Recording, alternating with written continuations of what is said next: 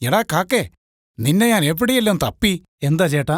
ഏതോ ഒരു കുറുക്കൻ എന്റെ കോഴികളെ ലക്ഷ്യമിട്ട് ഇങ്ങോട്ടേക്ക് വന്നിട്ടുണ്ട്. ഓഹോ, അപ്പോ അതായിരുന്നല്ലേ കാര്യം? എന്ത്? അല്ല, ആ കുറുക്കനെ ഞാനിപ്പോ കണ്ടിരുന്നു. അവനെനിക്ക് മുമ്പേ അറിയാം. പിന്നെ ചേട്ടൻ വിചാരിക്കുന്ന പോലെ അവൻ ചില്ലറക്കാരനല്ല. ഒരു ലക്ഷ്യം വെച്ചു കഴിഞ്ഞാൽ എന്ത് വില കൊടുത്തും അവനത് നേടിയിരിക്കും. നീ അവനെ പൊക്കിയടിക്കാതെ എന്റെ കോഴികളെ അവനിൽ നിന്ന് രക്ഷിക്കാനുള്ള വഴി പറഞ്ഞതാ. വേഗം. നേരത്തെ അവനെന്നെ കാണാൻ വന്നിരുന്നു. അവന്റെ കാട്ടിൽ പുലിയിറങ്ങിയെന്നും താമസിക്കാനൊരിടം നൽകണമെന്നും പറഞ്ഞു. വൈകിട്ട് വീണ്ടും വരും. നേരായ മാർഗം പ്രയോഗിച്ചാൽ അവൻ തിരിച്ചുപോവില്ല. സൂത്രത്തിലെന്തെങ്കിലും പണി കൊടുത്ത് അവനെ ഇവിടൊന്ന് തുരത്തണം. എന്തെങ്കിലും പ്ലാനുണ്ടോ? ഞാനൊന്ന് ആലോചിക്കട്ടെ. ഒന്ന് വേഗം ആലോചിക്ക്. അവൻ വൈകുന്നേരം വരും. കിട്ടി. നല്ലൊരു സൂത്രമുണ്ട്. എന്താത്? നമുക്ക് കോഴിക്കൂട്ടിൽ കറണ്ട് കണക്ഷൻ കൊടുക്കാം. കോഴിക്കെന്തിനാടോ കരണ്ട്? കോഴിക്കല്ല, കൂടിന്റെ കമ്പിയിൽ തൊട്ടാൽ ഷോക്കടിക്കണം. എടാ, കൂട്ടിൽ ഷോക്ക് വെച്ചാൽ എന്റെ കോഴികളെല്ലാം ചത്തുപോകില്ലേ? ഇതാണോ നിന്റെ ഓഞ്ഞ ഐഡിയ?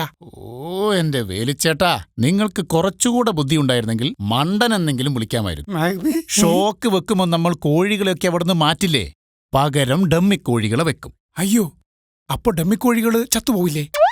നിങ്ങളൊരു മരമണ്ടൻ തന്നെ.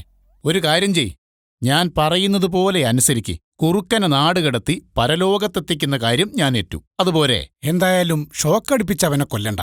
ഞാൻ അകത്താകും. അവനെ ജീവനോടെ തുരത്തിയാ മതി. ശരി, വഴിയുണ്ടാക്കാം.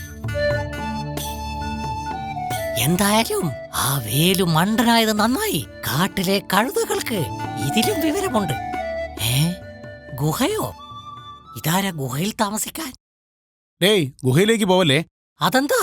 ഈ ഗുഹയ്ക്കുള്ളിൽ ഒരത്ഭുത ജീവി വസിക്കുന്നുണ്ട്. വർഷത്തിലൊരിക്കലേ അവൻ പുറത്തേക്ക് വരുള്ളൂ, മാവേലിയെപ്പോലെ. ഈ തള്ളലൊക്കെ വിശ്വസിക്കാൻ ഞാൻ നിന്നെ പോലെ പൊട്ടനല്ല. കുറുക്കനാ, തന്ത്രങ്ങൾ അറിയുന്ന കുറുക്കൻ. വിശ്വാസമില്ലെങ്കിൽ നീ ഒന്ന് പോയി നോക്ക്. പിന്നെ നീ ഇങ്ങോട്ട് തിരിച്ചു വരില്ല. പോകുവാണല്ലോ.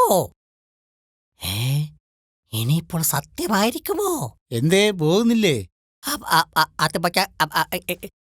ഗുഹയ്ക്കുള്ളിൽ നല്ല ചൂടായിരിക്കും. ഉഷ്ണം മുഷ്ണേന ശാന്തി എന്നാണല്ലോ. അതുകൊണ്ട് ഗുഹയാത്ര നാം ഉപേക്ഷിച്ചിരിക്കുന്നു. അതെ അതെ, അതൊക്കെ അവിടെ നിൽക്കട്ടെ. നിനക്ക് കോളടിച്ചെന്ന് പറയുന്നത് കേട്ടല്ലോ. മനസ്സിലായില്ല. ഞാൻ വേലിച്ചേട്ടനെ കണ്ടിരുന്നു. നിന്നെ വൈകുന്നേരം കാണുമ്പോ നന്നായിട്ടൊന്ന് സൽക്കരിക്കണമെന്ന് പറയുന്നത് കേട്ടു. നീ അയൽവനത്തിൽ നിന്ന് വന്നതുകൊണ്ട് ഞങ്ങളുടെ അതിഥിയാണെന്നും പറഞ്ഞു. നിനക്ക് കോഴിയിറച്ചിയും ചോറും തരാനുള്ള തയ്യാറെടുപ്പിലാണ് വേലിച്ചേട്ടൻ. ഇതെന്താ, ഞാൻ സ്വപ്നം കാണുകയാണോ? എങ്കിൽ വേഗം എല്ലാം റെഡിയാക്കാൻ പറ. ഞാൻ ദേ എത്തി.